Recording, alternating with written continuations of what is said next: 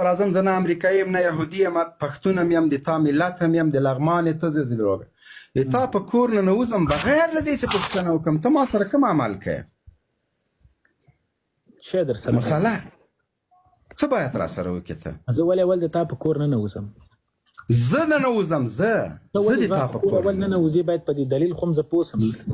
خو وجدان مم خرڅ کړی ضمیر مم خرڅ کړی غیرت مم خرڅ کړی دی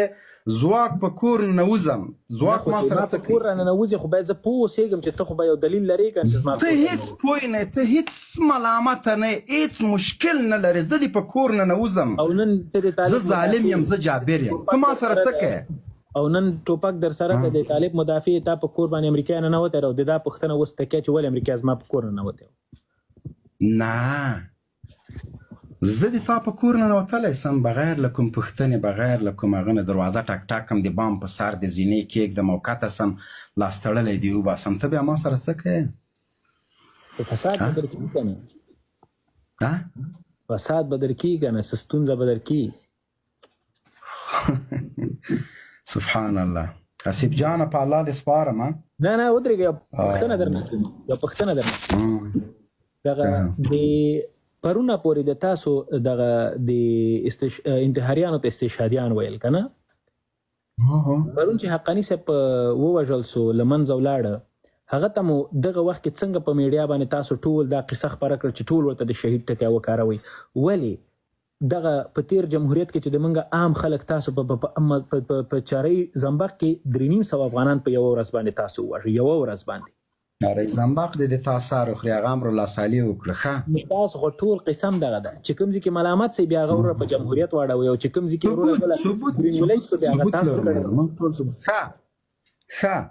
اوس سوال ته راسه ښه چارې زنبق خو په خپل ځای پرېږده اوس دغه ځوان چې د ځان پسې بارود تړلی ول ده هم ډز نه مخکې الله اکبر چغه کړې وه او په مقابل کې هم همغه څوک چې چا د دغه شي بنسټ په افغانستان کې د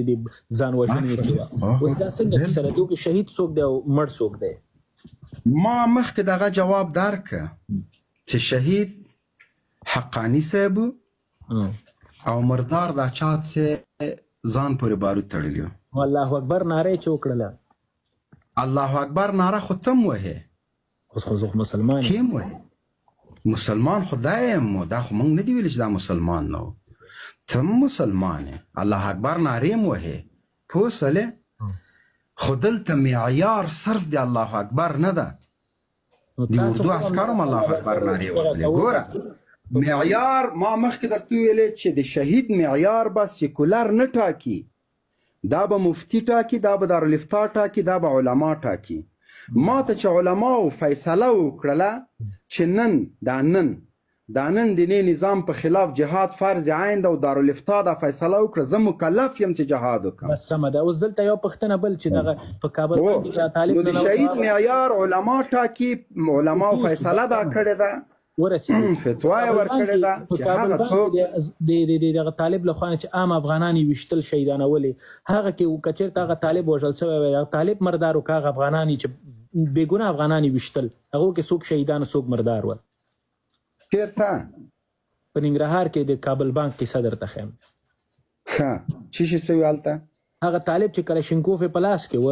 او یو مرمۍ به یې تېروي یو افغان به چې ویشته هغه عام وګړي عام ولس تاسو خبر یاستئ چې په کابل بانک کې کوم خلک وو څوک وه خو ټول حکومتي کارکوونکي وو که نه تنخواه یې اخیسته کابل بانک دا ولس دا 11,000 کسان ستاسو خبرې اوري یوه بله پوښتنه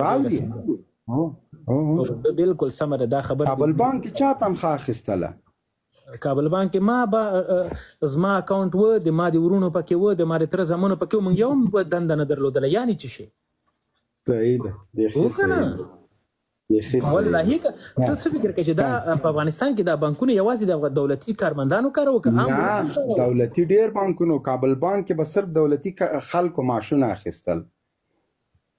چې د امارت په وخت کې هم دغه پیښه رامنځته شوله نو دوی کابل بانک ټول برانچونه دولتي سکیورټي ساحو ته نقل کړل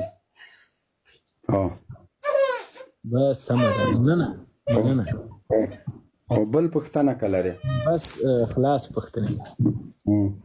مقصد د شهید د معیار او د شهید هغه د مو د شهید او کنه مولوی ابراهیم شهید و او کنه نه چا ویل شهید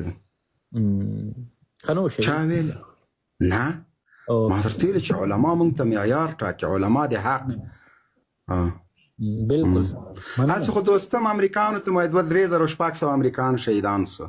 تاسو معیار د شهادت مونږ ته معلوم دی